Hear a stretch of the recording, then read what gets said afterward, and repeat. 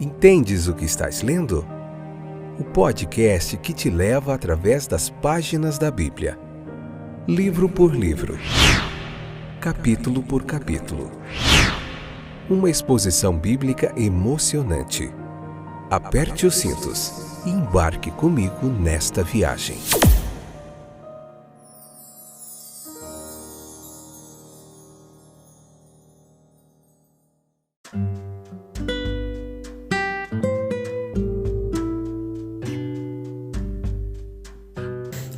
Olá, meus queridos companheiros de viagem através das páginas da Bíblia. Estou de volta. Hoje Marcos capítulo 10, a parte 4. Vamos encerrar o capítulo 4 hoje.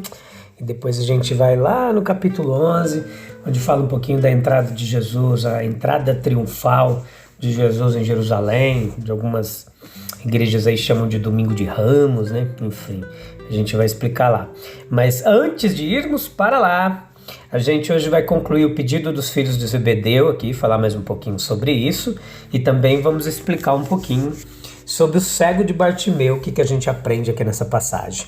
Então esse é o podcast Entendes o que estás lendo, onde você encontra muita teologia bíblica, um estudo sequencial do texto bíblico, capítulo por capítulo, uma espécie de uma pregação expositiva aqui para você entender mais do texto bíblico. Essa é a 6ª temporada onde estamos vendo o Evangelho de Marcos. A gente viu Gênesis, Êxodo, Levítico, a gente viu o Evangelho de Lucas, o Evangelho de João. E estamos aqui, firmes e constantes, sempre avante.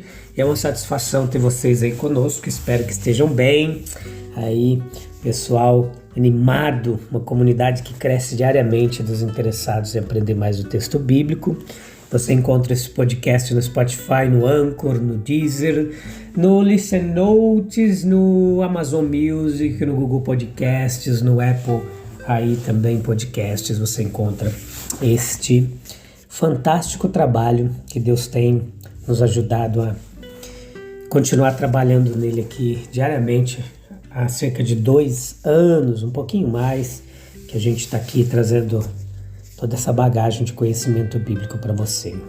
Então veja os pedidos dos filhos de Zebedeu, em Marcos capítulo 10, versículo 35 ao 45. Você pode ler lá, tá bom? Depois vem para cá.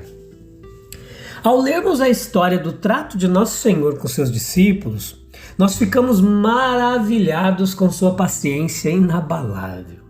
Eles tinham teorias, os discípulos, pré-concebidas em suas mentes sobre o seu reino, que apesar dos seus ensinamentos, eles ainda mantiveram firmes ali em suas percepções até depois da morte e da ressurreição de Jesus. Eles constantemente esperavam que ele assumisse o poder temporal, e porque ele demorou, eles não sabiam a razão da sua obscuridade. Eles não podiam conceber o porquê. Mas para todas as suas alusões ao sofrimento, eles deram e resolveram dar uma interpretação figurativa. Entenda, com todo esse equívoco persistente, o nosso Senhor continuou paciente com seus seguidores ali. Nisso ele nos deixou um exemplo de paciência que devemos cultivar para com aqueles que, como pensamos, não compreendem a verdade de forma plena.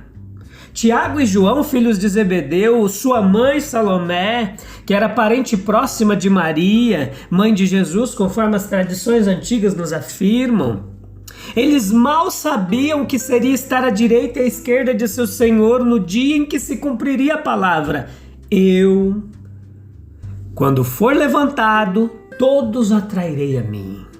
A ambição é um estímulo saudável, desde que seja livre de egoísmo. Pergunte a si mesmo se o objetivo que você almeja é digno de um homem cristão. Um dos melhores testes que temos da legalidade da ambição é esta: como isso afeta os meus sentimentos em relação aos outros. Há motivos para temer que a ideia desses discípulos fosse que os lugares principais no reino fossem atribuídos a eles, independentemente das reivindicações de seus irmãos. Não é de admirar, então, que eles tenham sido repreendidos por seu senhor e que quando os 10 ouviram, ficaram indignados. A busca egoísta, ela sempre tende a separar amigos e a despertar discórdia na igreja cristã. Ele declarou que os homens devem negar a si mesmos se quiserem segui-lo. E ele nos ensinou a amar os nossos inimigos. Ele apontou a distinção entre grandeza real e grandeza aparente e declarou que a dignidade em seu reino era concedida de acordo com uma certa lei. Os discípulos supunham que a honra estava à disposição arbitrária do Senhor com base no favor pessoal. Foi assim que os cargos ocupados sob o governo romano,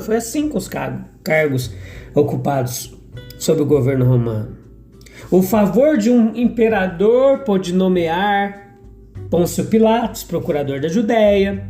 Em total, diz respeito ao caráter e adequação da sua pessoa. Não era para ser assim na igreja de Cristo, seja na terra ou no céu. Haveria distinções de posição e honra, mas eles seriam dados por Deus aos dignos de dignidade e adequados para isso. No reino da retidão, nada seria arbitrário.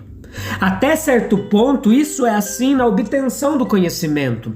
O conhecimento ele não pode ser dado por um professor porque um aluno é o favorito, ou porque um aluno deseja ser o primeiro entre os competidores, mas é a recompensa do trabalho individual e consequente aptidão para isso. Lugares preparados são para as pessoas preparadas, versículo 40. O ministério humilde é a fonte da mais alta exaltação, versículos 43 e versículos 44. A missão de Cristo é o padrão do serviço cristão, versículo 45. Com que rapidez as palavras do mestre são mal compreendidas. Tiago e João, a respeito de quem está registrado que ao chamado de Jesus, eles imediatamente deixaram o barco, seu pai, e o seguiram. Vem agora aparentemente para garantir a recompensa prometida. Com palavras cautelosas e com a ajuda de sua mãe, a demanda é feita àquele bom mestre, em cujos lábios estão sempre as graciosas palavras: o que quereis que eu faça por vós? Nós gostaríamos de sentar-nos um à tua direita e o outro à tua esquerda, na tua glória. Quantas vezes, meus queridos, nós, os homens, no sentido generalista da palavra, homens e mulheres, somos atraídos pela recompensa. Estimamos a honra que se atribui às realizações, à posição, à riqueza, ao aprendizado ou a atos corajosos. O olho está na medalha. Eles raramente fazem muito que seja digno ou se tornam realmente grandes. O homem que trabalha por elogios e prêmios, ele é egoísta e pequeno, e o mundo, no fundo do seu coração, odeia ambos. Ele tem sua recompensa, outros cumprem seu dever com firmeza sem se preocupar com a honra, e estes finalmente alcançam a verdadeira distinção. Assim é em todos os reinos. No entanto, as palavras do grande mestre é que Cristo não tem favoritos para levantar em honra. Vocês não sabem o que pedem. Você seria espiritualmente grande? Você faria grandes realizações em conhecimento espiritual? Você faria boas obras no reino espiritual? Meus queridos, quantas horas de comunhão silenciosa devem ser passadas com o Redentor, se nós quisermos captar o seu espírito e entender sua vontade. Quanta oração, quanta paciência, quanta negação, quantos atos de fé é necessário para tornar o discípulo semelhante ao seu mestre. Os discípulos de Cristo são exortados a não visar a superioridade de posição, ordem, honra. A verdadeira lição sendo: em meu reino não há primeiro nem último, mais alto nem mais baixo, próximo e distante. Rejeite o pensamento de primazia, não procure lugares altos. Tais não existem no reino de Deus. Procure postos de serviço. Fixe seus olhos em seu ministério e lembre-se de que o Senhor de todos veio para dar tudo, até mesmo sua vida, em resgate por muitos. Que fantástico! No capítulo 10, versículo 46 ao 52, nós vemos a figura marcante, extremamente conhecida, do cego Bartimeu. E aqui tem um ponto que a gente vai ver sobre a publicidade dos milagres de Cristo. O nosso Senhor, ele ficou face a face com os homens.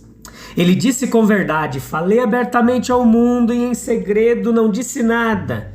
Sua vida foi passada sob o brilho da publicidade. Seus milagres não foram realizados entre testemunhas ocultas, escolhidas, que poderiam estar interessadas na propagação do que era falso, nem no segredo de algum convento ou retiro escondido. Eles foram forjados na encosta da montanha, à vista de 5.000 homens, além de mulheres, crianças, em uma sinagoga cheia de fiéis hostis às suas reivindicações, ou numa rua pública, cheia de peregrinos a caminho da Páscoa. Isso não apenas fortaleceu a evidência do sobrenatural, mas foi um sinal de que as bênçãos significadas por tais maravilhas não eram destinadas a uma classe, mas a uma raça. Portanto, nós devemos ter cuidado para que não digamos por ato ou palavra a qualquer buscador sincero o que a multidão disse a Bartimeu: cala-te, fica quieto, não incomode o mestre. Por nossa frieza, nós podemos tacitamente repreender o entusiasmo. Por nossas inconsistências, podemos destruir os desejos do contrito. Cristo pode nos salvar disso. Ele pode, com uma palavra, transformar-nos como transformou aquela multidão, de modo que aqueles que acabavam de dizer cale-se, ficaram prontos para dizer: tenha bom ânimo, levante-se, ele te chama. Jericó era um oásis no deserto. Ali floresciam palmeiras e cresciam rosas. Quer se aproximasse da estrada assombrada por ladrões de Jerusalém ou do vale do Mar Morto, era significativo do paraíso que Cristo veio restaurar, que seria belo com as flores de sua graça e perfumado com a doçura de seu amor. E aqui Josué, lá no Antigo Testamento, provou o poder que era dele, porque o Senhor estava com ele. O anjo da aliança que apareceu a ele foi um precursor do Todo-Poderoso. Sim, do Todo-Poderoso conquistador que agora veio. Agora, como as paredes gigantes da cidade caíram lá com Josué pelos meios mais simples, agora a escuridão foi conquistada pela luz, através de uma única palavra. Como aqueles na multidão, nós podemos ver o Senhor e ouvir sua voz, e até onde a simpatia e a oração vão, nós podemos levar outros a Ele. Mas afinal, a questão principal repousa entre cada homem e Cristo. Se não houver contato espiritual, ele é deixado na escuridão. Às vezes os mais improváveis são escolhidos. Um publicano como Zaqueu é visitado em uma cidade de sacerdotes, e um mendigo cego na estrada é convidado a se juntar à procissão festiva. Bartimeu não foi tratado como aqueles de quem ele tinha ouvido falar. O cego de nascença foi instruído a se lavar no tanque de Siloé, e o de Betsaida foi levado para fora da cidade. No entanto, ninguém questionaria a realidade da mudança no outro. Cada um poderia dizer: eu era cego e agora eu vejo. Não esperemos, meus queridos, as mesmas experiências, mas apenas os mesmos efeitos do contato divino com Cristo. Ele está disposto a nos conduzir à luz, mas cada um de nós é conduzido de uma maneira ímpar. É triste o suficiente para um homem rico ser cego, mas é um agravamento terrível da privação quando aquele que a suporta tem que mendigar o pão de cada dia. Tampouco Bartimeu conhecia como nós o amor de Deus revelado em Cristo. Ele não tinha certeza de que todas as coisas cooperam para o bem. Ele não tinha visto a cruz que santifica a tristeza de cada cristão.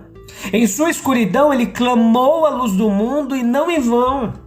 A piedade do Senhor sempre superou infinitamente a dos que o cercavam. Os discípulos repreenderam as crianças, mas Jesus disse: deixai-os vir, Simão. Simão o fariseu, ele condenou a mulher pecadora, mas Jesus permitiu que ela lhe banhasse os pés com suas lágrimas. Judas, ele culpou o desperdício de unguento, mas o Senhor disse: ela fez um bom trabalho em mim.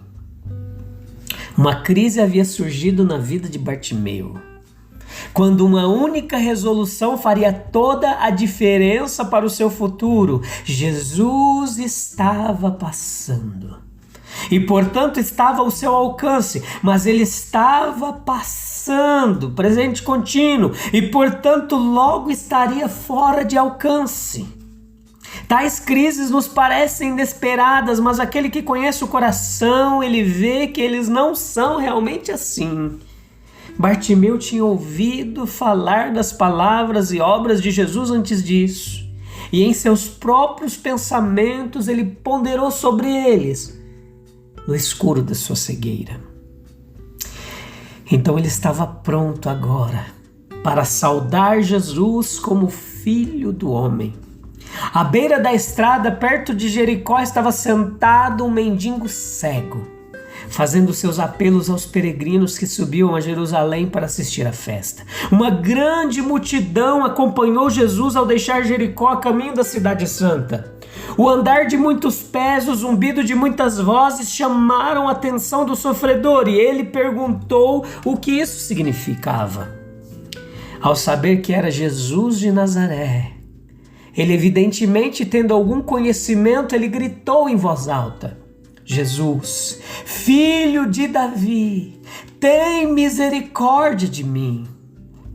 Assim o sofredor cego daquele dia formulou um grito, uma oração por todos os sofredores e pecadores em todas as eras subsequentes. Um grito que subirá ao céu enquanto o sofrimento entristecer a história de nossa raça. A multidão, obcecada e preocupada consigo mesma, se esforçou para silenciar o grito. Mas o próprio impedimento à sua seriedade apenas deu maior intensidade a ela, e ele gritou ainda mais as mesmas palavras lamentáveis: Jesus, filho de Davi, tem misericórdia de mim. A gente vai voltar nisso aqui no próximo episódio. Enfim, no próximo episódio a gente vai para o capítulo 11.